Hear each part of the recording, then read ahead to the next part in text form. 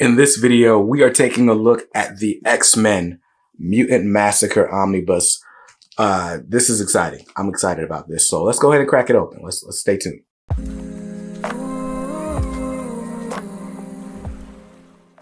What's up, guys? BJ Kicks here. I buy comics, I read them, and I review them, all for your viewing pleasure. If you're new here, welcome. If not, welcome back. On this channel, I do a bunch of comic book unboxing, reviews, overviews, things so you can get a little preview before you buy all these expensive books. So if you're interested in that type of content, hit the subscribe button, then hit the bell icon. That way you're notified when new videos go live. I'm super excited about this book that I just grabbed from our channel sponsor, Organic Price Books. This is the X-Men Mutant Massacre Omnibus. This omnibus comes directly after Uncanny X-Men Volume 4. Actually, I think it's Fall of the Mutants, and then this, and then Inferno. But anyway, super excited to have this. Now, if you're interested in buying this book, it is still in stock. This is a direct market cover. You can grab it at organicpricebooks.com. And when you do, make sure you use my coupon code BJKicks to save $2. If you're just ordering 1 or 2 books, that's the perfect discount code. But a brand new way to save has arrived. If you're ordering 3 books or more and you don't mind them shipping all together, you can use the coupon code BJKicks, ship it together. All one word. It's on the screen. Don't worry, it's on the screen. But yeah, use coupon code BJKicks, ship it together, and you'll save 5% on that entire order. So great 2 ways to save with Organic Price Books. So thanks to Organic Price Books for sponsoring this video. Now, I'm very excited about this book. You guys know I'm doing an epic X-Men read through this year, and this was absolutely necessary. So I'm going to go ahead and crack it open, switch out the camera view so we can see how it's going inside. All right, so here we are looking at the X-Men Mutant Massacre Omnibus, one of the most iconic X-Men crossovers ever. Don't take my word for it. IGN says so.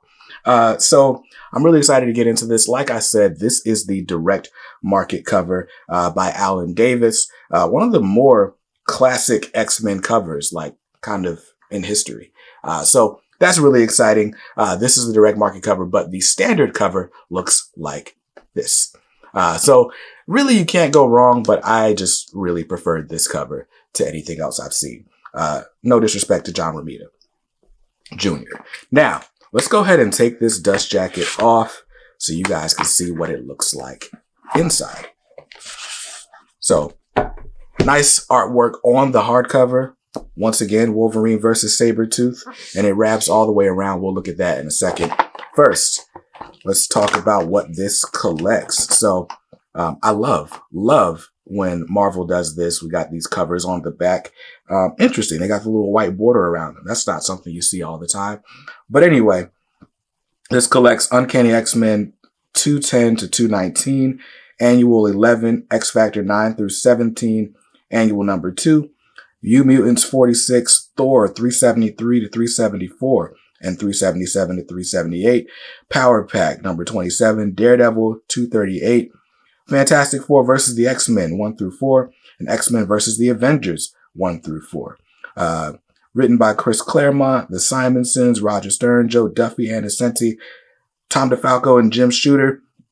All sorts of artists on here. Mark Silvestri, John Romita Jr., Rick Leonardi, Alan Davis, David Mazzucchelli, Sal Buscema, and I'm leaving some names out, but that's a really star-studded cast, as you've pretty much come to expect from the X-Men.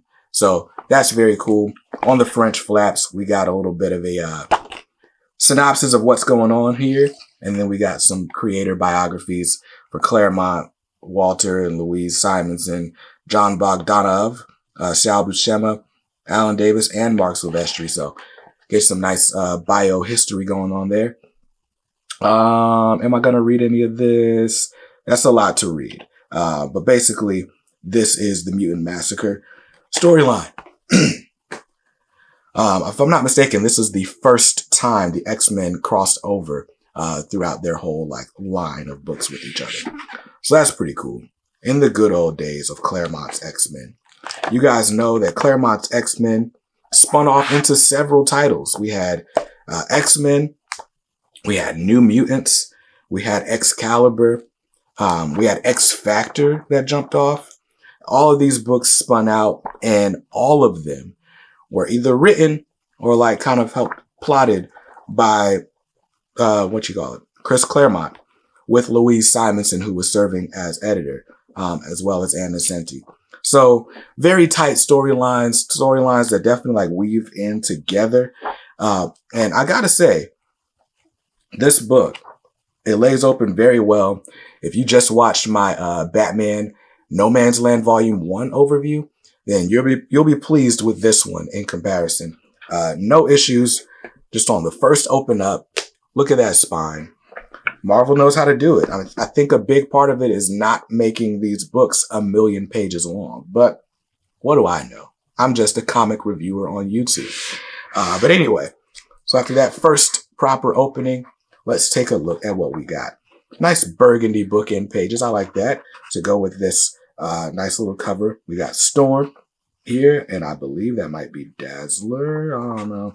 Don't start me lying, as they say. Look at Wolverine. Can't have an X-Men book without Wolverine having pinups, right? So we got all our credits here. Writers, pencilers, inkers, letters, colorists. Very cool. And of course, the edits and whatnot. Okay. Previously on X-Men. We got that here. So if you are just picking this up, you get a little bit of a synopsis as to what's happened before this story started. And then we start right off with Uncanny X-Men number 210. This, by the way, is what the standard cover looks like. Even though I popped it up on the screen earlier, you may notice that on the cover of the Omnibus, Wolverine's missing this little cigar. But on the actual book, that's where it was. So that's cool. And we are getting right to it. So this I'm reading as part of my epic X-Men read through. I've never read Chris Claremont's X-Men. I started my X-Men with House of X and Powers of 10 back in 2019. So, I guess I don't have to hold this up. I'm so used to doing that with DC books. But let's just kind of show how this lays flat on its own. Very cool. From page 1. Like, how awesome is that? But anyway, I started my X-Men reading with House of X, Powers of 10. And there's a lot of callbacks to things that were seeded or just barely mentioned in Chris Claremont's X-Men that Jonathan Hickman really ran with. And so I've been reading through Uncanny X-Men Volume 1. Basically, every month you're going to get a new X-Men Omnibus review until I get all the way up through Age of Apocalypse. That's where I'm going to stop this year. And then I got a bunch of other X-Men to read after that. But yeah, I'm basically trying to read the majority of Chris Claremont's run in 2022. So that's exciting. And this will be the 4th book that I read. Let me make sure. Okay, yeah, just double check. So this will be the 4th or 5th book that I read. So we got Uncanny X-Men volumes 1 through 4. We got this one, Mutant Massacre. And then Fall of the Mutants comes after. And then I'll be reading Inferno, Prologue, Inferno, and then, the Chris Claremont, Jim Lee stuff. So all of that is pretty much chronological order. I think there's a couple of trades that I would need to fill in some gaps here and there. I'm just going to read Marvel Unlimited for those. But gotta say, artwork's looking good. Artwork is looking good. But yeah, so that's what my year looks like. Every month, a new X-Men Omnibus to read, a new one to review for you guys. And that Uncanny X-Men Volume 1 review is coming a lot sooner than you think. So I'm actually really, really excited to get into this. I almost don't want to even thumb through because I don't want to spoil it for myself. The fact that this is a big crossover event, we're getting stuff from Thor. I don't think I've ever read a Thor comic. So I'm excited to see what levels or layers this opens up in my Marvel reading. One thing I'm noticing right off the bat is that this is not quite as wordy as I've come to expect Chris Claremont to be from his other X-Men Omnis. Like I said, I'm still in the Omnibus Volume 1, where every little thing is narrated, whether it's by a character or whether it's Chris himself in these little narration boxes. I really love that interaction. I love how he uses the thought boxes to kind of push back on the characters and challenge their thinking. That's pretty dope. Oh, that's that cover we had from the pinup we had from the whatever. You saw this earlier. Oh, man. But yeah, so I'm really excited about that. So I'm excited that this isn't as wordy. I can tell this isn't going to take me as long to get through as, say, Volume 1 or Volume 2 has been so far. But I really love the X-Men. Like, my introduction to X-Men kind of came from the animated series back in the 90s, which took a lot of its storylines directly from the Chris Claremont days. I mean, pretty much anything that references X-Men took a lot of it from the Chris Claremont days, because before the Chris Claremont days, X-Men just was not that good. And since, it's been spotty. It's been up and down. But those 17 years that Chris Claremont was on the title, seemed like he could just do no wrong. And shout out to the Marvel brass for giving him great artists to work with. I think that also helped a ton and just made this book a blockbuster, a bestseller all the time. Shout out to Rogue there. That's pretty cool. Oh, wow. Rogue's face here. Like, what is happening? Yeah, I'm excited to read this. Overall, I don't think I've ever read it. Yeah, I haven't read an X-Men crossover because this is the first one.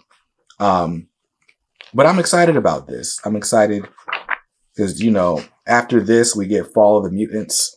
And for a very long time, it's assumed that, a lot of these X-Men characters that we've come to love over the last, 10 to 12 years at this point, they've gone by the wayside. They're no longer here. We got Cyclops in his X-Factor outfit. Very cool. Because, of course, this is an X-Factor issue. The Man in the Moon. I'm loving this stuff. I'm loving this artwork. So yeah, you guys know I buy Omnis so that I can catch up on the history of characters. And I buy my single issues so I can stay current. I love the single issues, but a lot of times there's callbacks to things that happened years ago. And, the diehard fans, they know all about it, but not me. Shout out to She-Hulk making an appearance. So I want to change that. So like I said, this year is the year that I finally read the majority of the X-Men that everyone knows and loves. And hopefully, it solidifies my fandom, right? Like, I love X-Men in other media. I love a lot of the X-Men movies. I love the X-Men animated series. And I really like the Hickman era, even though it's coming to a close. But yeah, X-Men is definitely my favorite team in comics. And so I love learning more about how they came together. Chris Claremont does a great job of having these interpersonal relationships and subplots. And so we get to see who has the close alliances and who doesn't. X-Men versus Fantastic Four, they kind of revisited that during the Hickman era with X-Men and the Fantastic Four.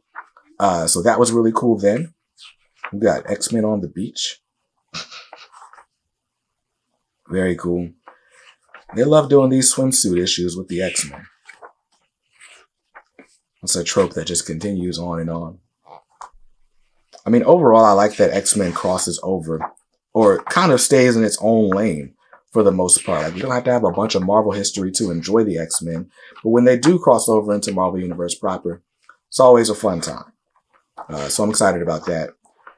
Once again, just excited about learning more about this X-Men history. Rogue is just going crazy. Why is Rogue just trying to kill everybody? Just kissing people. And if Rogue can kill you with a touch, why does she why is she so bent on doing it through kisses? Maybe that's just the way she does it. Like, she seduces you and then it's like, not like in the X-Men movie 2000 where she didn't mean to do it. That's funny. But yeah, as you can see, artwork stays consistent throughout. We're at the back of this Omni, and man, is it a far cry from a lot of these DC books. This is still laying open just fine. I have no issues getting it to lay flat.